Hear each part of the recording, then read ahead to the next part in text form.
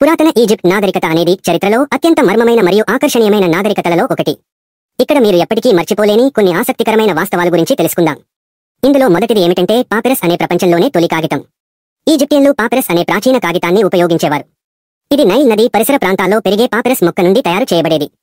ఇది ప్రపంచంలోనే తొలి కాగితాలలో ఒకటిగా పరిగణించబడుతుంది. ఇది వారి రికార్డులు మరియు చిత్రలేఖనాలను శాశ్వతంగా భద్రపరచడానికి సహాయపడింది. రెండవది ఏమిటంటే బహుదేవతల ఆరాధన. పురాతన ఈజిప్టియన్లు బహుదేవతలను ఆరాధించేవారు.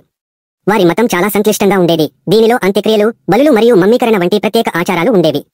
వారు మరణించిన వ్యక్తికి పరలోకానికి సురక్షితమైన ప్రయాణాన్ని హామీ ఇవ్వడానికి ఈ ఆచారాలను అనుసరించేవారు. మూడవది ఏమిటంటే దంత వైద్యం.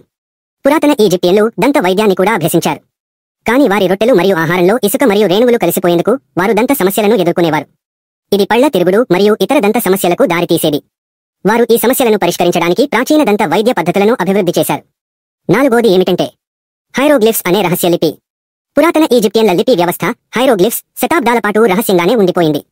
రోజెట్టా స్టోన్ 1799లో కనుగొనబడిన తర్వాత ఈ ప్రాచీన లిపిని అర్థం చేసుకోవడం సాధ్యమైంది. రోజెట్టా స్టోన్లో గ్రీకు, హైరోగ్లిఫ్స్ మరియు మరొక ఈజిప్టియన్ లిపిలో ఒకే వచనం ఉండేందువల్ల ఇది పురాతన ఈజిప్ట్ సంస్కృతి మరియు చరిత్ర యొక్క రహస్యాలను అన్లాక్ చేయడానికి కీలకమైంది. ఈ వీడియో నచ్చితే లైక్ చేసి సబ్స్క్రైబ్ చేయండి. ధన్యవాదాలు.